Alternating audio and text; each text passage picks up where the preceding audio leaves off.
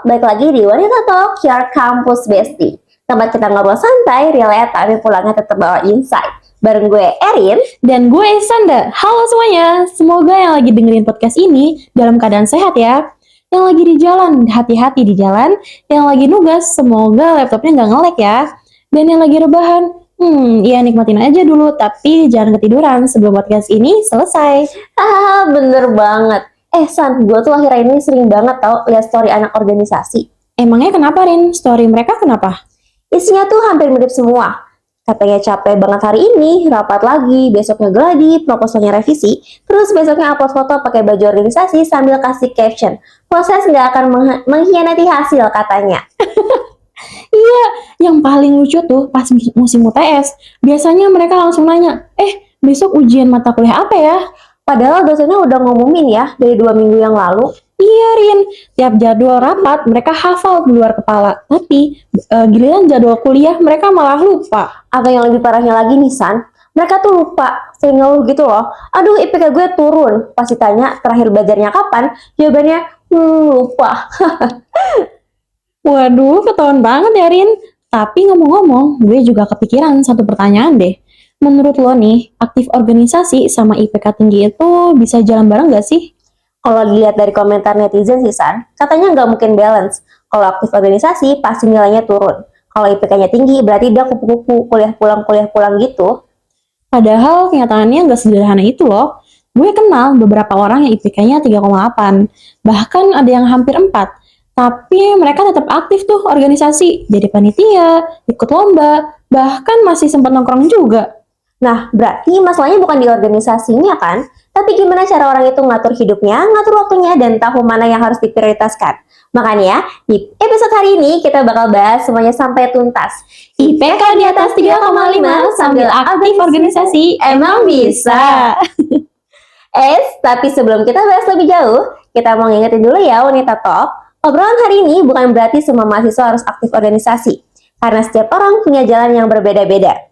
Ada yang milih fokus akademik, ada yang aktif organisasi, ada juga yang bisa menyeimbangkan dua-duanya. Betul banget Rin. Jadi tujuan episode kali ini bukan buat ngebandingin siapa yang paling hebat, tapi kita pengen berbagi pengalaman dan tips supaya teman-teman bisa berkembang sesuai kemampuan dan tujuan masing-masing. Nah, kalau gitu lanjut aja nih, kita langsung masuk ke pembahasan pertama. Kalau menurut gue ya Rin, banyak mahasiswa yang kewalahan itu bukan karena organisasi, tapi karena mereka belum sadar sama kapasitas diri mereka sendiri. Iya banget lagi. Misalnya nih, jadwal mereka tuh padat banget. Senin rapat, Selasa rapat lagi, Rabunya gladi, Kamis evaluasi, Jumat kumpul lagi. Sabtunya tuh briefing mereka tuh. Minggunya katanya healing. Healingnya sama panitianya juga.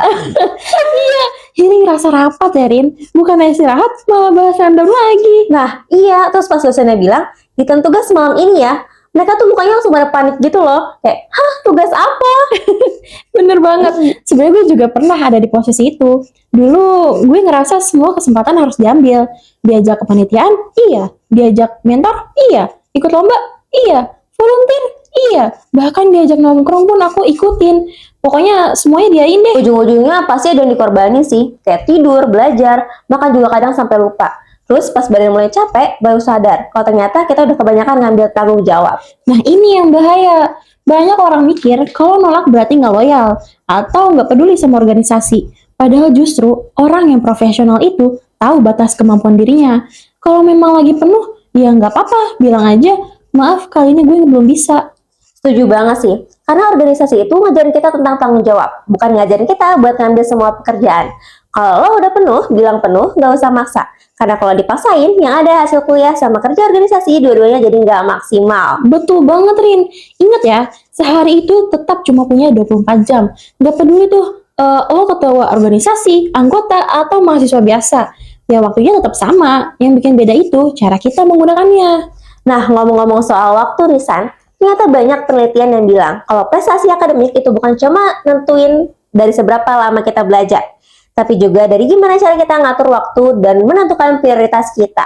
Iya Rin, bener. Bahkan ada penelitian yang menjelaskan kalau mahasiswa itu punya manajemen waktu yang baik, cenderung memiliki prestasi akademik yang lebih tinggi. Soalnya mereka lebih mampu menentukan prioritas, menyelesaikan tugas tepat waktu, dan tingkat stresnya juga lebih rendah. Nah, berarti yang jadi masalah itu sebenarnya bukan organisasinya kan, tapi gimana kita mengelola aktivitas sehari-hari. Kalau waktunya diatur dengan baik, kuliah tetap jalan, organisasi juga tetap bisa dijalani. Nah, terus gimana sih cara ngatur semuanya biar nggak keteteran?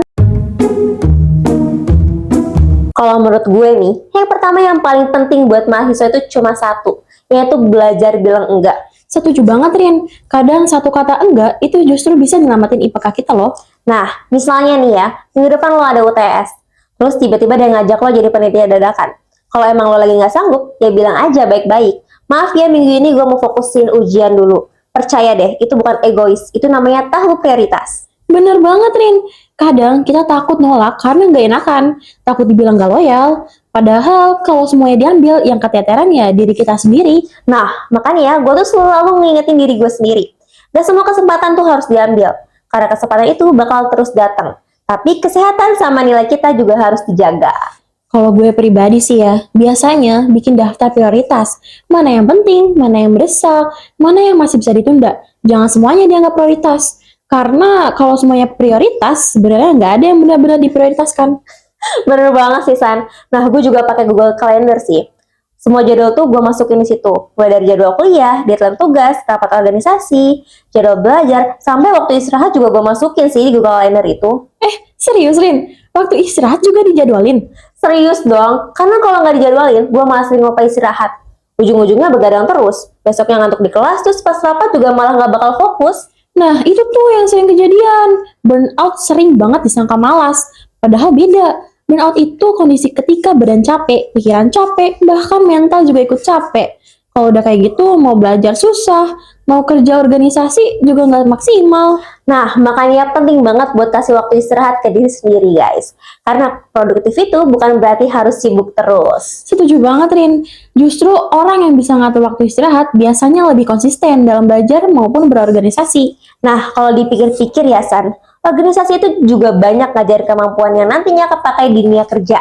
Terutama di bidang public relations sih, atau komunikasi itu. Iya, bener banget, Rin. Di organisasi kita belajar public speaking, belajar kerja sama tim, belajar negosiasi, belajar menyelesaikan konflik. Bahkan, belajar gimana cara berkomunikasi sama banyak karakter orang yang berbeda-beda. Dan itu semua nggak selalu kita dapat secara langsung di ruang kelas. Nah, makanya menurut gue, IPK tuh memang penting, tapi kemampuan komunikasi dan soft skill juga nggak kalah penting. Karena nanti waktu masuk dunia kerja, yang dilihat bukan cuma nilai di transkrip lo, tapi juga gimana cara kita bekerja sama, memimpin dan menyelesaikan masalah. Nah, bener. Terus kalau prioritas sudah jelas, gimana sih caranya supaya belajar tetap efektif? Ya walaupun jadwal organisasi padat. Sebenarnya nih ya, San, menurut gue tuh masih banyak mahasiswa yang mikir kalau belajar tuh harus berjam-jam. Sama sih sebenarnya kayak gue dulu. Kayak kalau belum 8 jam itu belum belajar gitu loh. Padahal kenyataannya belum tentu efektif belajar 8 jam itu. Nah, gue juga dulu sempat mikir kayak gitu, Rin. Tapi ternyata lama belajar itu nggak selalu bikin kita lebih paham. Malah kadang baru 1 jam aja udah pegang HP, buka TikTok, terus tahu-tahu videonya udah nyampe video kucing joget. Relate banget sih. Ternyata cuma mau buka HP 5 menit. Pas dia jam ternyata udah sejam. Bener, makanya sekarang gue lebih suka belajar sekitar 30-45 menit. Habis itu istirahat 5-10 menit.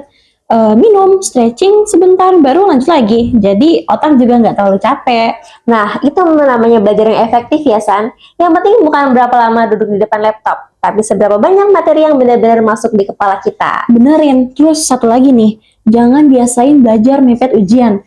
Sistem kebut semalam itu emang kadang berhasil, tapi lebih sering bikin panik daripada bikin paham. Apalagi kalau besok paginya tuh masih ada rapat organisasi sih. Udah kurang tidur, pas rapat ngantuk, pas ujian malah blank. Rugi dua-duanya. Bener, makanya gue sekarang lebih suka nyicil. Misalnya ada tugas yang deadline seminggu depan. Hari pertama cari referensi, hari kedua bikin outline, hari ketiga mulai nulis tuh. Dan hari berikutnya tinggal revisi. Jadi pas H-1 deadline, gue nggak perlu begadang lagi. Iya bener banget, gue setuju banget sih. Karena kalau semua dikerjain di akhir, itu kita bakal jadi gampang stres gitu. Padahal tugasnya sebenarnya nggak berat. Yang berat tuh karena kita tundanya sih. Bener. Musuh terbesar mahasiswa ya kadang bukan tugasnya, tapi kalimat, besok aja deh. Nah itu, padahal besok aja tuh sering berubah jadi malam ini harus selesai. terus ujung-ujungnya ngopi 3 gelas, terus tidur jam 3 pagi itu kayak, wah. Iya, Rin.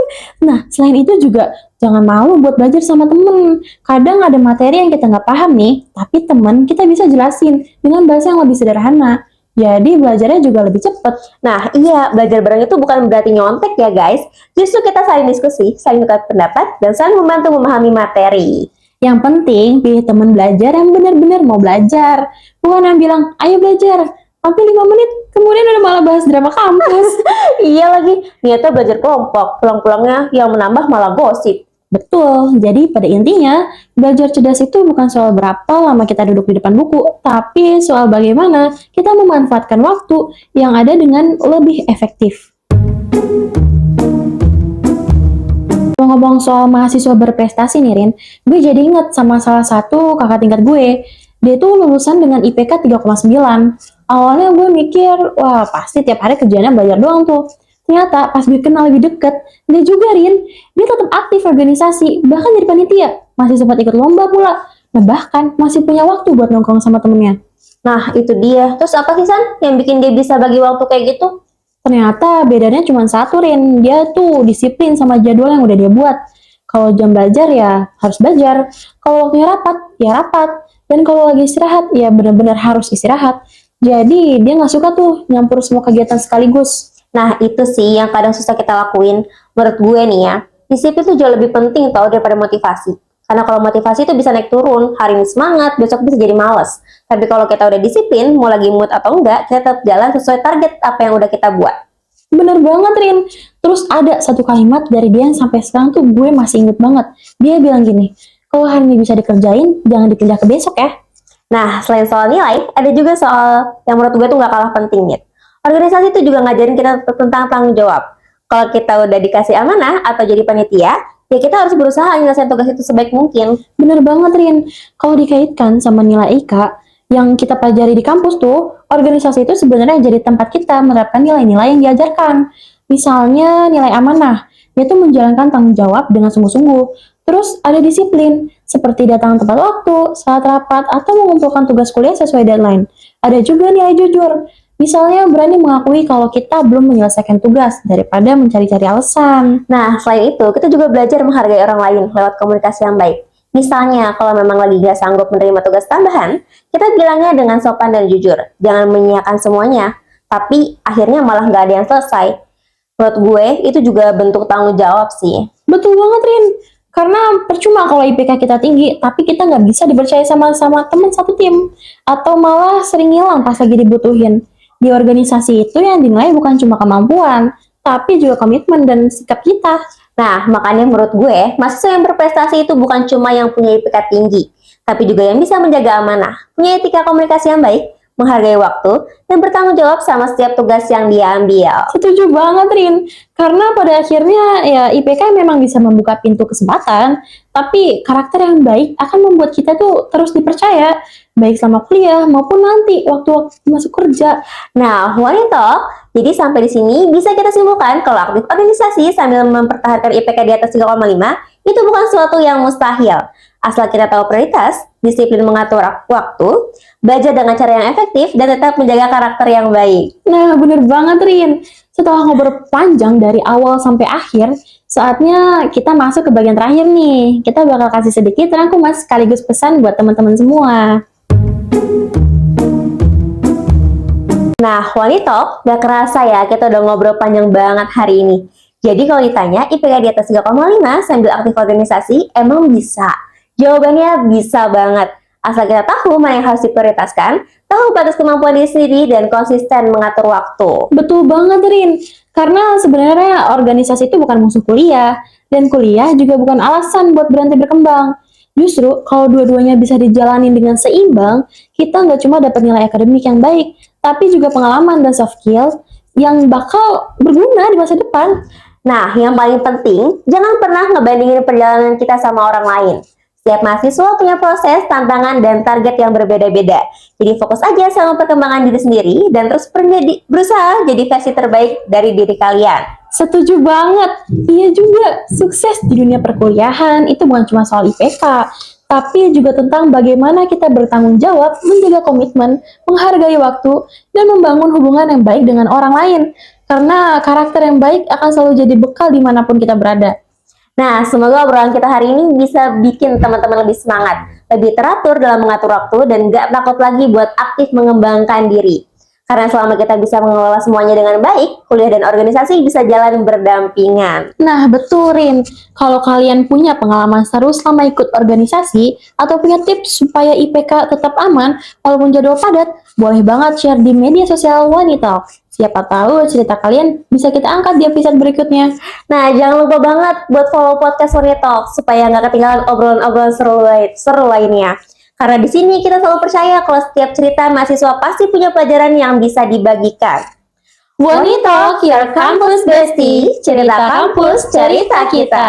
Gue Erin pamit undur diri. Dan gue Sanda juga pamit. Terima kasih buat Wanita yang sudah menemani kita sampai akhir. Sampai ketemu di episode berikutnya. Dadah!